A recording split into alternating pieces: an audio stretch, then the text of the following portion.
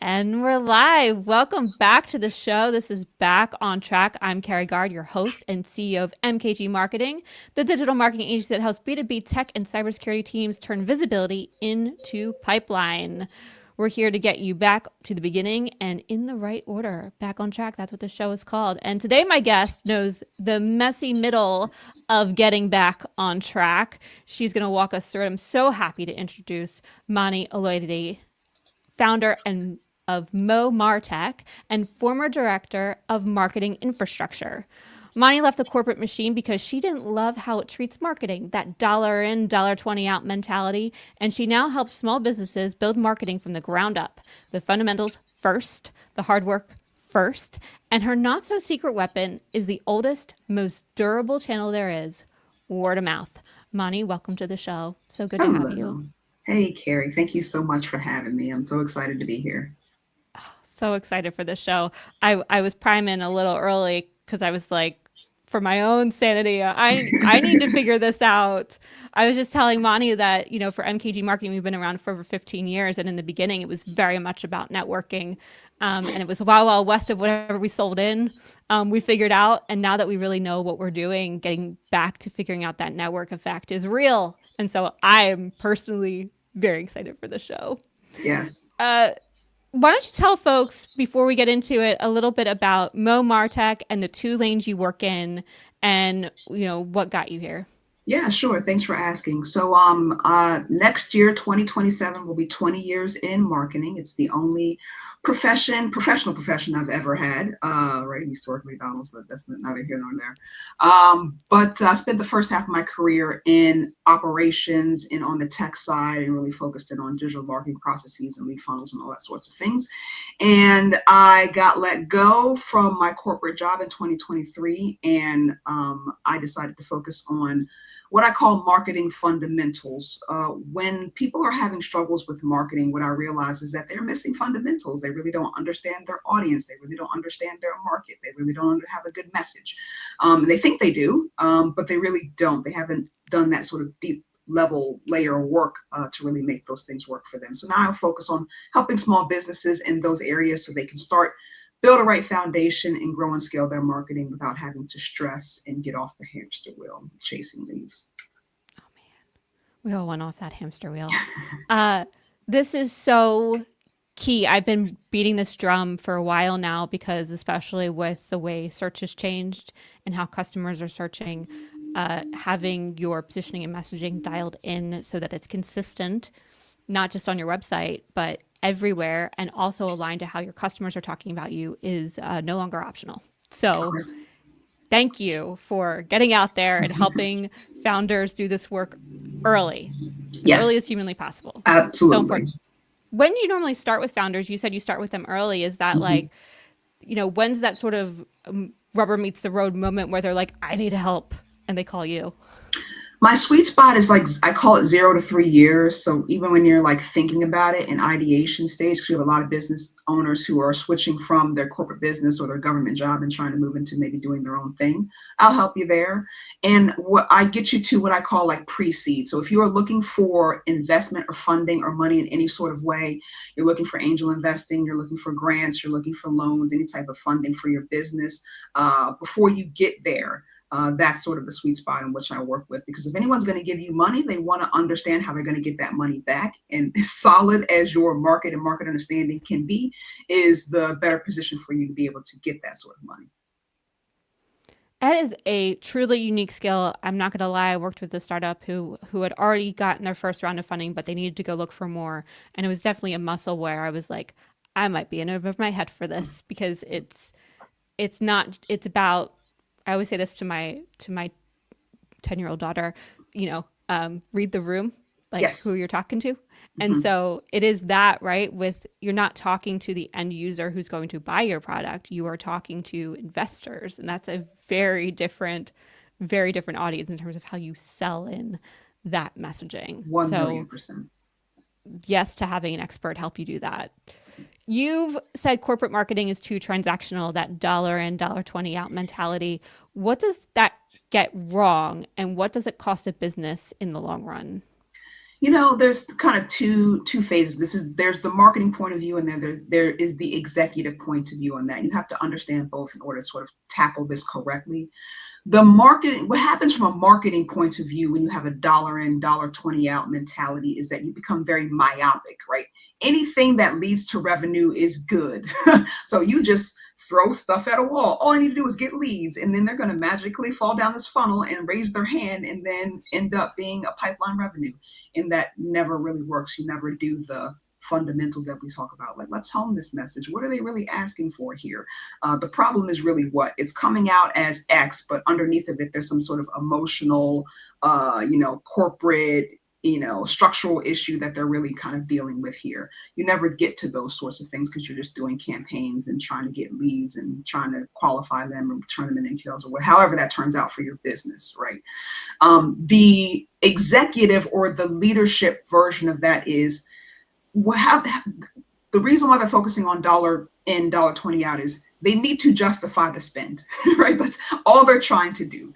If I give you money, what am I getting out of it? We fall into the trap of the only way I can do that is tie this to revenue. That's the trap.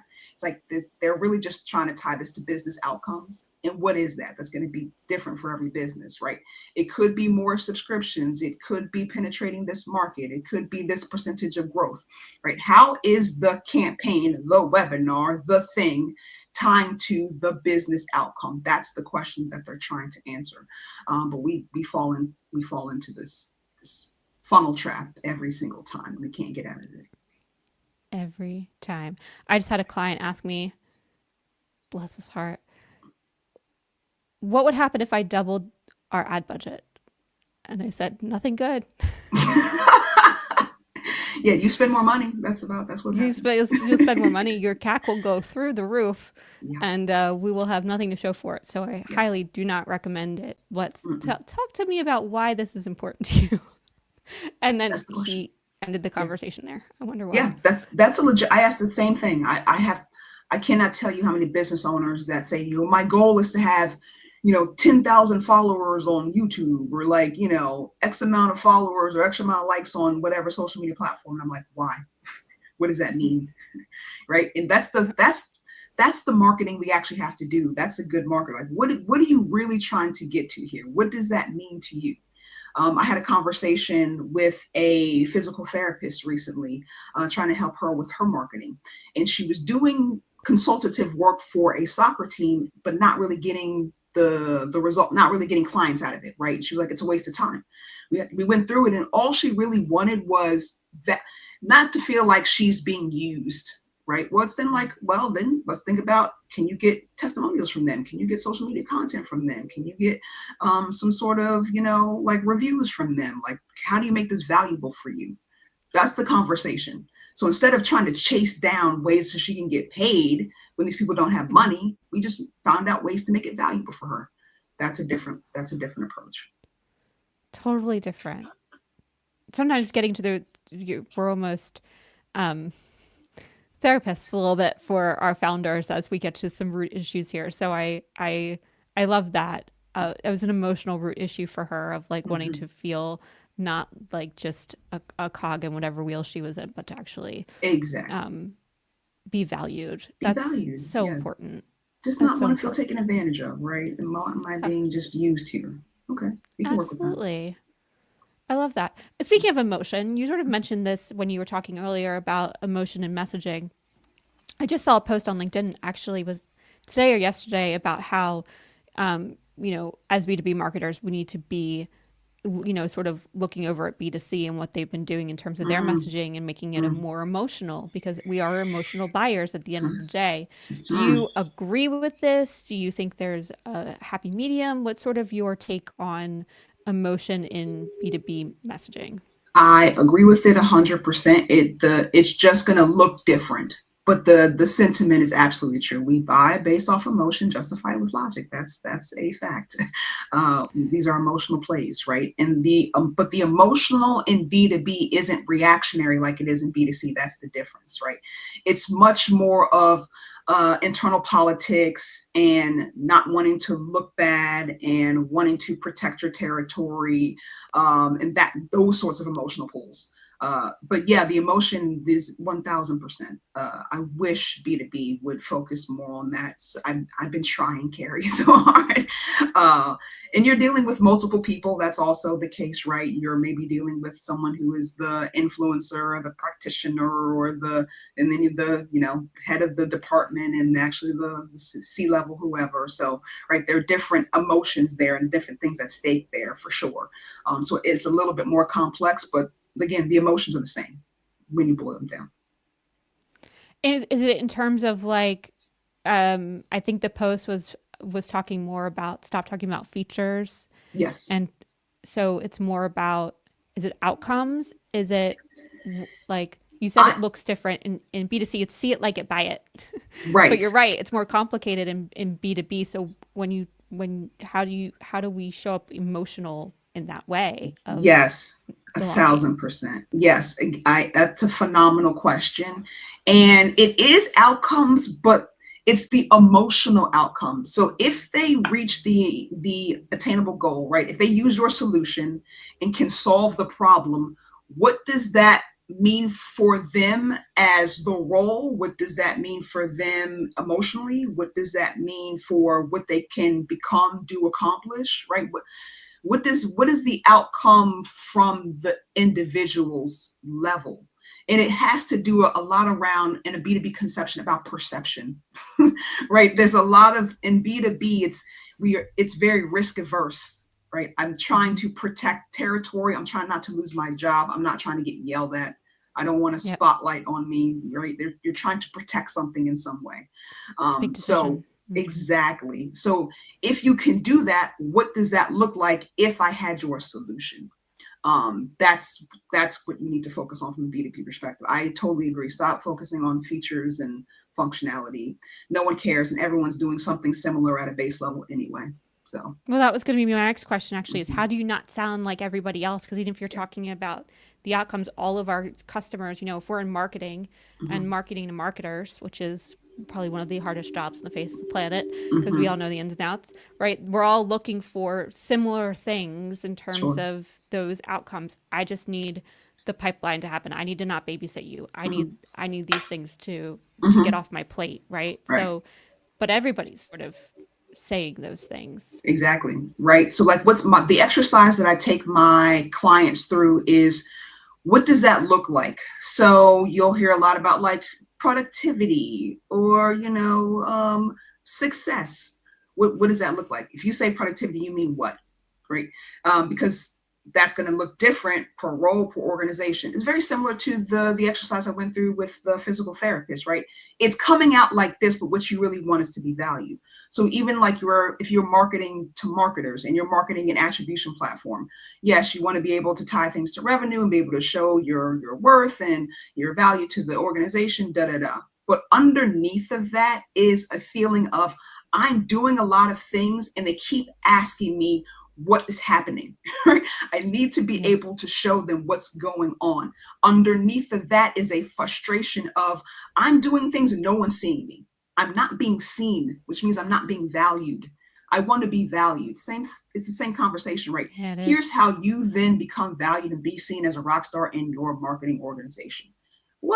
How much more powerful of a message would that be, other than, hey, you can tie your webinar campaign to attribution and here's the funnel and here's what it looks like. That's what pipeline is table stakes. We all have to deliver.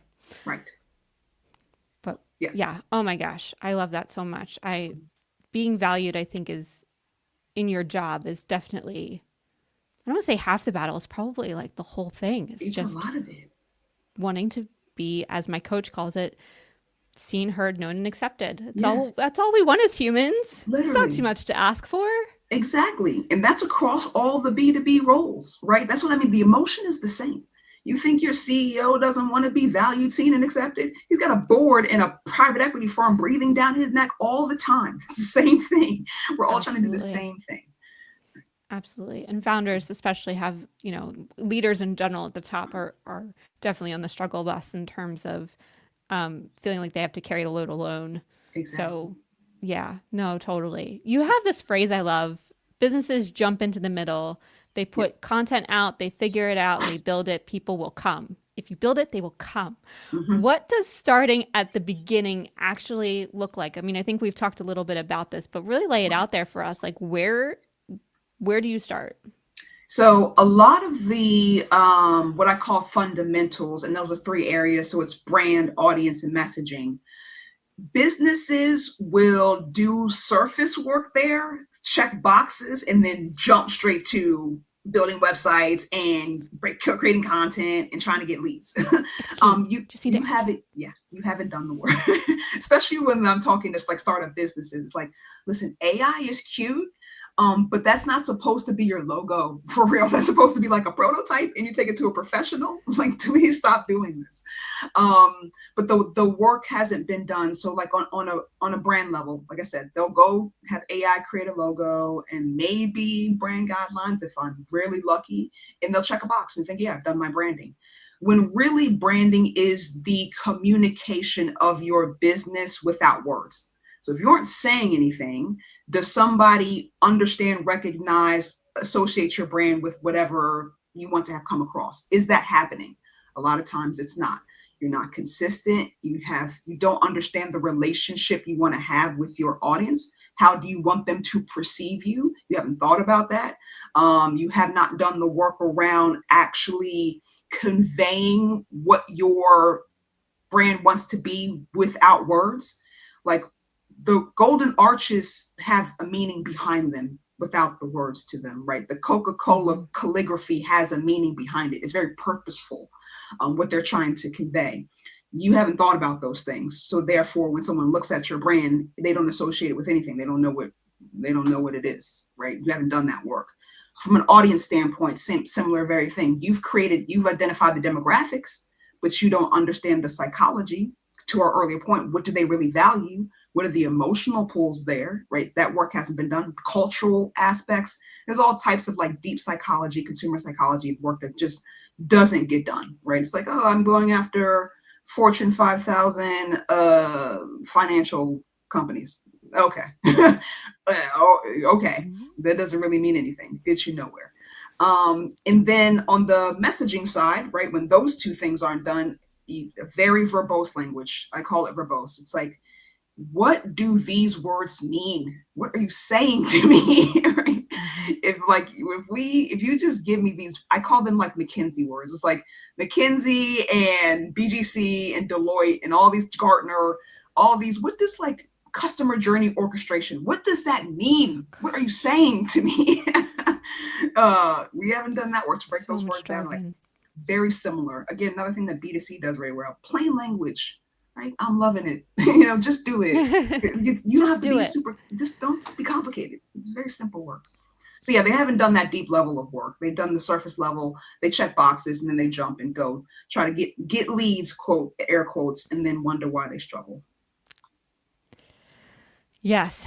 I think I know I said it earlier on, but in case people are just joining us now, I'm going to triple down on it. This work has got to be where everybody starts. Even if you join an organization for the first time and it's enterprise, I just talked to my team about this, where we're working with a few scale ups and bigger enterprise companies who are now going back to basics of like trying to redefine what their product does and who it truly helps, because in the lead generation of it all, of chasing Mm-hmm. those leads, we've all lost sight of it. And Yes. so now with the rubber meeting the road with how customers are searching using LLMs, what how LLMs work is they look at your website, but then they go and validate that across your digital footprint. Right. And if you're not saying something drastically different than everybody else, they're just going to roll you up into a mumbo jumbo of what the general consensus is saying. Correct. You're That's not being 1,000%. mentioned. So That's you right. have to say something different and meaningful for a problem you solve that in a way that nobody else does. That's correct. That's all. That's always been. That's a fundamental principle of marketing, right? Like one of the main principles, like be first to market, which means you have to be different in a different category, in a different space than what somebody else is doing, or you're never going to win. You're just going to be chasing the leaders. Good luck with that. Yeah, that's a whole different, Yeah, that could be a exactly. whole other show. Another rabbit hole. So many teams say the same thing. I'm doing a lot, but I don't know what's Hmm. working. Why do you think that's so universal? And what's the first thing you have them stop doing? For sure. It is universal. I hear it all the time, and it's universal because there's a lack of understanding. Nobody's frustrated when they know. So, like, for example, you're in traffic, right? And you're stopped at traffic. You're pissed off because you're not going anywhere. But you realize when you get up to the front, oh, there was a 2-car accident, and there's an ambulance, like people are hurt. You instantly calm down once you know what's going on, right? If you knew two True. miles back that there was this big old thing going on, this massive accident, his ambulance, you're not as pissed off, right? Everything comes down to just a level of understanding. You frustrated because you don't know what is working. You don't know. So that's another reason why I focus on fundamentals, is to answer that question. It's like, if you understood this, if you had a base understanding of consumer psychology and human behavior and communication, you would not be so frustrated. You would know. Now all you have to do, now that you know, is then practice and implement. That's a different thing. That's more patience and consistency, and not a lack of understanding and just doing a bunch of stuff because you see somebody else doing it. So it is very, very true. And that's the crux of my work, is to get people to understand this is how this works. This is why it's not working. People aren't responding to you because you're seen as a risk. They don't know you.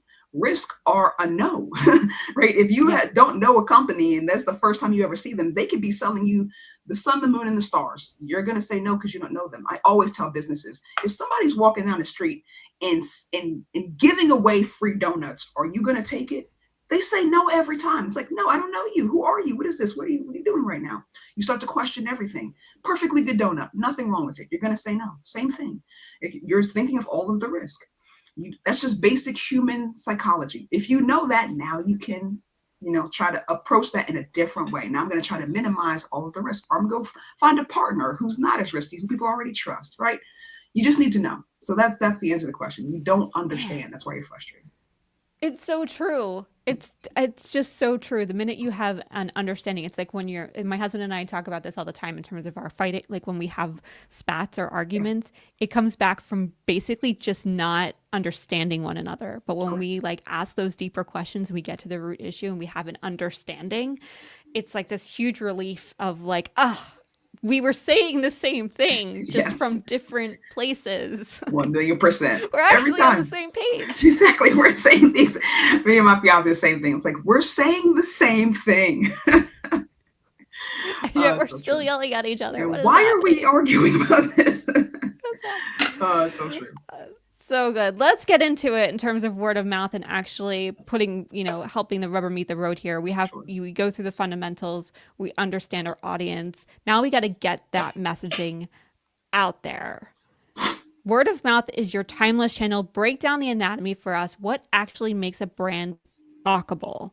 How do you engineer something people want to share? That is a phenomenal question. And the answer is going to be so simple, yet it's one of the hardest things for people to do, which is you have to understand what people want. And we don't do that work that much anymore, right? This is another reason why that dollar in, dollar 20 out mentality is kind of harmful. It's because it's based on a lot of assumptions. It's not based on actually understanding your audience. We don't do the work. I'm saying we as marketers don't really do the work of like market research anymore from a consumer standpoint. What I mean is we talk to our customers, but they already bought from us. That's kind of a skewed perspective.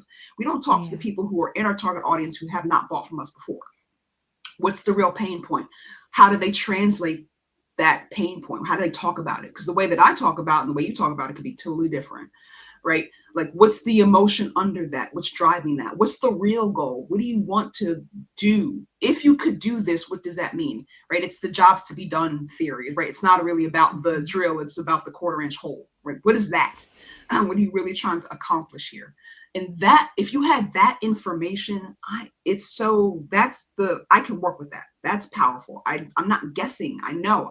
Now I just need to find the correct phrasing, the correct vehicle, the correct channels to then deliver that particular vehicle mechanism through. And what I'm saying is, like, it could be the product. It could be the product plus a service. It could be the service and then the product on the back end. Like, that's a packaging issue. We still have to work through those sorts of things. But, like, at least I now know what it is that you truly desire, the emotion driving that desire, and the ultimate outcome that you're looking for. You could be looking to be seen in a certain light. You want to be, there's a lot of services businesses, right? You're selling a vision. I use like give me Tony Robbins, right? Tony Robbins is packaging his book and his plans through actually a vision of who you want to become, right? Like, that's what he's selling. He knows that because he talks to his audience a lot. So if you're selling a service, you're normally selling like an outcome of something, right? If you're selling something practical, that's the quarter-inch hole, right? It's like you're selling an iPhone or you're selling a tool or whatever, but you're really selling the ability to do X, Y, Z. You're trying to accomplish something, right? Those are the levels that you need to sort of understand and go through, right? If you understood, here are the four drivers of consumer behavior, and here are the four outcomes that they're normally looking for. All right, once I understand what they really want, I'm just matching those things and then developing my marketing materials and identifying the channel to then deliver that to them. So it is complicated because you need to understand a lot of things, but it's actually simple. Go ask people what they want and give it to them. It's really the simple thing to do. I find the hardest part is just getting people to even talk to you. Sure. Yeah. Because the reason why is because we don't want to be sold to. I know. Right. Yeah. So, like, then don't sell to them. Be genuinely curious and ask questions. People want to talk. They want to share their ideas all day long. They're happy to do that. What they don't want to do is sit in a pitch call.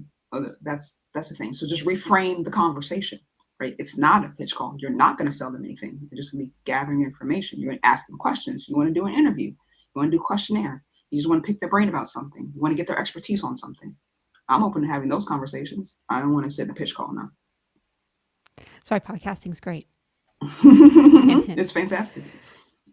You said the best way to get your foot in the door is to just have, as we're talking right now, to just have conversations, to ask people instead of relying on your own expertise. Yes. How do you coach a founder to slow down and actually do that? As founders, we love to talk about ourselves. Now you're telling us not to. Right. So for a lot of founders, the goal is what we call traction. So this traction is an investment term of, like, show me that you are actually either on your way to getting customers or you have some plan to routinely get customers. They're looking for traction. The way that you get traction is to understand what your audience really wants. So it's really here's how you get to the goal, not quickly, but more efficiently as possible. I tell them, and some of them want to, hey, you can go do 20 LinkedIn DMs a day and go put them in your funnel and send them emails and try to get them to have a phone call with you. You can do that and have a 1% to 5% effectiveness rate, sure. Or you can do this longer tail work, which is gather information about them, do some sort of market research process, have these interviews, turn that interview kind of content into actual marketing message that's effective. That's going to take probably 6 to 8 months to ramp up. And then you'll have a pipeline that you can then set and structure around of, here's where I'm going to go meet them. Here's the entry offer. Here's the nurture process. Here's the close of business process. That's going to take you maybe a year to 18 months. It is. But it's going to be way more scalable. You're going to be way more confident in it. And eventually you won't have to chase. Or you can do the LinkedIn thing. Good luck. Those are your options. Oh man, some of the LinkedIn messages flying around right now that people are like using Claude to automate so much, and it's just so they think they're being So they think clever. they're being so clever, No, like that we don't know. It's so painful. it's so And poor bad. founders are seeing this and they're looking for that quick win, and so they're falling into this trap. Please do not fall into this trap of what I can hear Claude all the automate time. for you in terms of that human connection. It cannot facilitate human connection. Only you can do that. So spend the Mhm. time creating that connection, because that is going to be what helps you build a business in the long run. A thousand It's percent. Yeah, and it's brutal. a the biggest thing that I tell businesses is this is a hamster wheel you cannot get off of. You may Yeah, have a couple of percent success. You may get one meeting a week or whatever it is and think that you're winning. As soon as you stop, it's over. Versus over if you do the word of mouth long tail way, that engine is going to run on its own eventually, right? You won't have to eventually. do all this. Exactly. You have to do the work. You have to do the Mhm. work. I do a couple things. I Because SEO is so big right now and everybody's trying to figure out why their traffic's gone off a cliff with Yeah. answer engines showing up and gobbling all up all of our traffic. Yeah. Um, I'm doing two things if this is interesting to anybody in terms of giving some ideas. I'm using a tool for our industry called SEMrush, where I'm pulling down reports around my ideal customers. And I'm doing a really big deep dive on trying to understand how these brands are getting cited or mentioned. I'm really interested more in the mentions than the citations, Hmm. because we can get you cited Hmm. all day. It's the Yep. mentions that's really hard to figure out. For And sure. so then I'm understanding actually who's struggling in the industry and who could I actually reach out to and understand what's going on and what they're doing, and where they are on the struggle bus, and see if I can support them. So that's Love sort of it. how I'm thinking about this Love it. long tail outreach. Um, it's definitely not easy. It's still not, even though I have tools and I have data and I have all these things, I can maybe get out like 3 messages a day if I'm Yeah. lucky. Yeah. Yeah. It's work. That's just the internet era. The last 20 years makes us feel like anything marketing related should be a quick turnaround. Like you should be going viral. You should be getting tons of engagement. That's still a very rare feat, right? That's not the norm.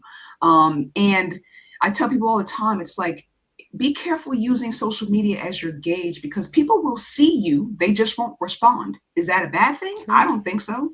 It's Nope. like, it's good. They see you, right? How many people have come up to you and be like, oh, Carrie, I loved your podcast. And you had like 3 likes on it. You're like, well, when? Could you like hit the like button? Like, blah, blah, blah. It's like, it happens all the time. People see you. They see you. It's okay. Relax. Calm down. Just be consistent, right? Work on honing that message. Build that structure. You can build a pipeline and just understand the mechanisms and the levers and make it work for you. It can work. People just don't have patience anymore. It's like, the organic thing. I've like how many businesses I've talked to be like, I have a blog or I have a newsletter, I have this thing, and like no one responds and no one does this and no one does that. And I'd be like, how long has it been? And they're like 3 months. And I'm like, that's no time. That's a zero time. That's a no time frame. Like a lot of people who have been successful have been doing this for years with an S on it. 3 years, 4 years, 5 years. Like you're looking at them, their end state, not their beginning, not their alpha state. Like stop comparing yourself to people who have been doing this for like 10 Oh years, my 15 gosh, years. yes. It's not the same. Yeah, you're at the start. Yeah.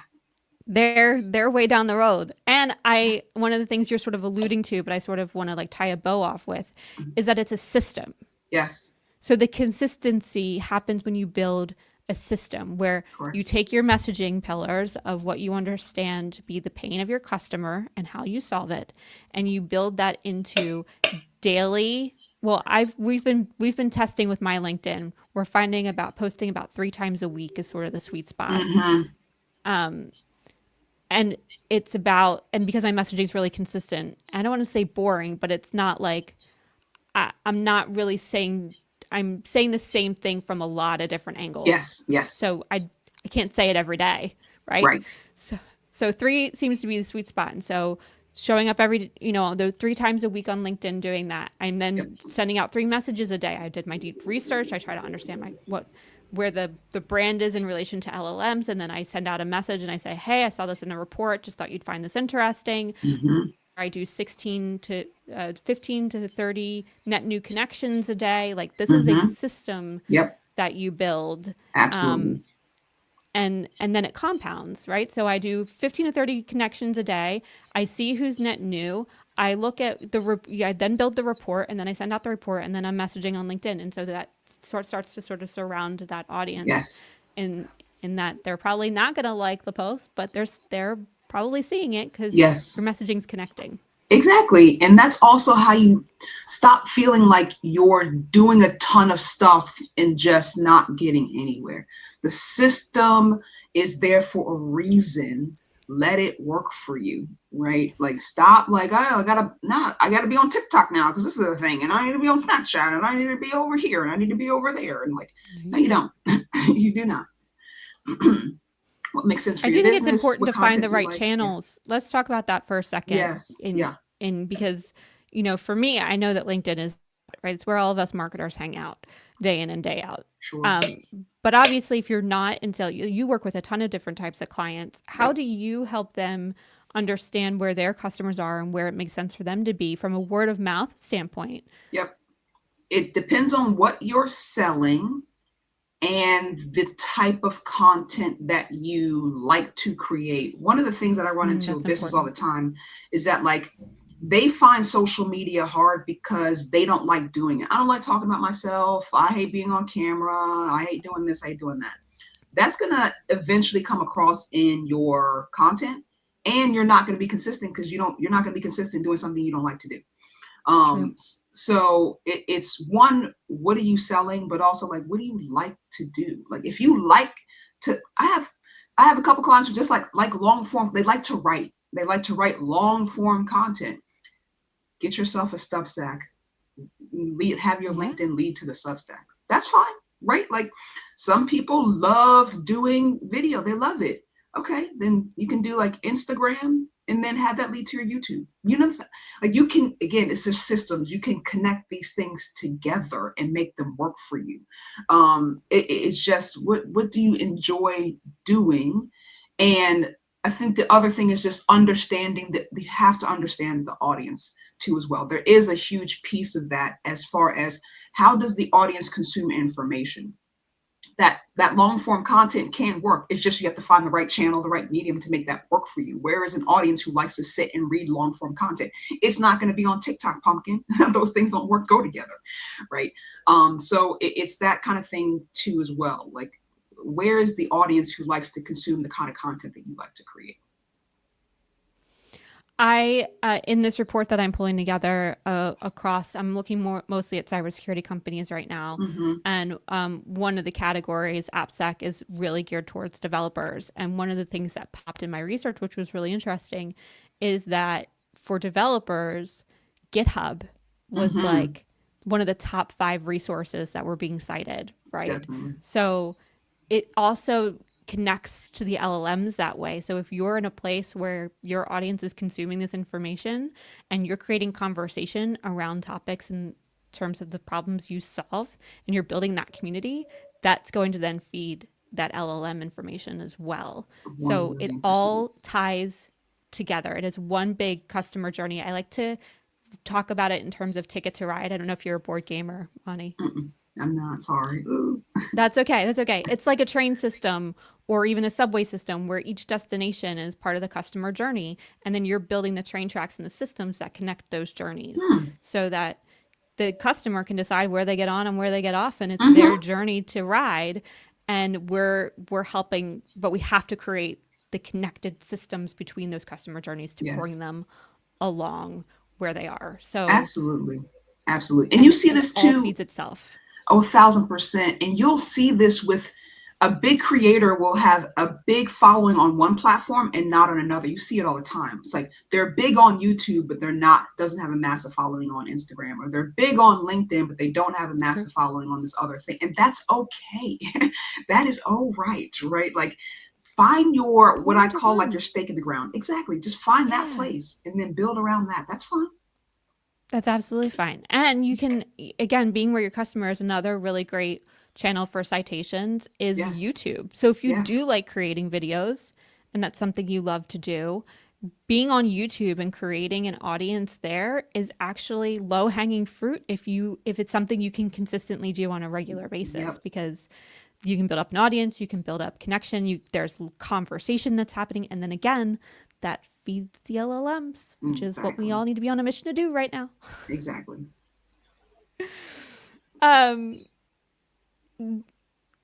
Oh my gosh, we answered so many of these questions naturally. So fun.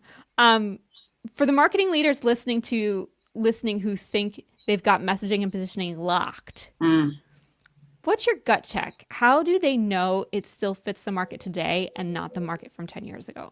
Oh, it's as simple as litmus test. If you are talking to people who are not in your market category or don't know what you do, and they're confused by how you talk about your business, your messaging isn't locked. Period. That's my litmus test always. It's always, I've been in companies, I've worked in cyber and SaaS and tech and stuff like that. And like trying to explain to my family what my company did, painful. The messaging wasn't good, right? Can it be translated in layman's terms is the litmus test always. I take lessons from my husband when he sits at the table and talks to our 10-year-olds about the databases he works on. And as he simplifies it and simplifies it and simplifies it, because he just sees the blank stare on their faces. It's like, okay, let me simplify it again. Let me simplify it again. And then they have that aha moment of, oh, I see how that connects. So I think a lot of companies go find a 10-year-old. Come on. That's the, oh man, I wish I could do a focus group with 10-year-olds and do messaging exercise. That's my dream. But oh my gosh, they would make amazing videos. Oh, so good. But a lot of businesses, especially in B2B, they chase the industry, right? They chase the Gartner or the Forrester or whoever is the kind of leading industry voice in their market to be the indicator of what the audience really wants, and it's really not. They understand from a corporate standpoint, right? But that's not from a messaging standpoint. Please stop chasing them. These companies are afraid to be simple, and that's the best route for you. I always say, like, the easiest way to be different is to put some slang, some colloquialism, some cultural references into your marketing. I guarantee is going to get attention, and it's the easiest way to simplify because it's something that people will know. So if you want to live dangerously, do that. But again, a lot of companies are scaredy cats. They don't want to stand out. I love throwing in a good 90s reference. Yeah, exactly. It's my go-to. Not everyone listening is the boss. How do you influence strategy and lead from behind when you don't have the final call? It's a good one. I'm going to tell you up front, it's hard. But the answer is simple, yet it's difficult to do for a lot of people, and you have to understand the business. I cannot tell you how many kind of marketers that I speak to when I really kind of get in there, they don't really understand the business. They have a surface level understanding what their business does, and they know they need to attach what they do to revenue, but beyond that, they don't really understand. So my first advice to them is to always go ask a C-level leader how your company makes money. Because I guarantee you they're not going to say, oh, we just sell blah, blah, blah. Right. There are other models, mechanisms at play of how this business makes money that is tied to the structure of that business, or AKA the business model. So SaaS is just one, but there are different types of SaaS structures. There is channel, there's wholesale distributors. There's a bunch of ways that businesses are structured, and that helps them make money. And you need to understand that. And then if you understand that, then you will understand the business outcomes are the ones that are important to your executive leadership and your board. And then you can start having conversations tying what it is you do to marketing to that. Because that's ultimately what they're looking for. So long answer short is you got to understand your business better. I love that. How do you going to ask your C-suite, how do we make money? Because there are so many different ways. Absolutely. Yep. Oh my gosh, Moni, I could talk to you all day. I am so grateful for this conversation. People want to know more, especially around trying to figure out their own positioning and messaging and the fundamentals. Where can they find you? So it's my name on all channels. Thank God my name is unique enough where it's never taken. So LinkedIn is my kind of primary house. It's where I kind of post the most business stuff, but I'm growing my Instagram too as well. My business Instagram is MO _MarTech. MO MarTech. Follow me there. I'm doing more sort of practical advice. Here's exactly how to do this sort of stuff over there. So LinkedIn and Instagram are the two channels you can follow me on. Do it. Go follow her right now. Her content is amazing. That's how I found her, and that's how I was like, hey, Moni, over here. We need to talk. So definitely go check it out. Moni, this was every bit as good as I knew it would be. Thank you for coming and sharing it so generously. As she mentioned, where you can find her, please go connect with her and bring her into your world if you're in those early days building from the ground up. If there's one thing to take with you, you're not going to escape the work. Small businesses are usually doing plenty of it. It's just the wrong work or the right work too fast. So slow down, do the fundamentals first. Slow is smooth and smooth is fast.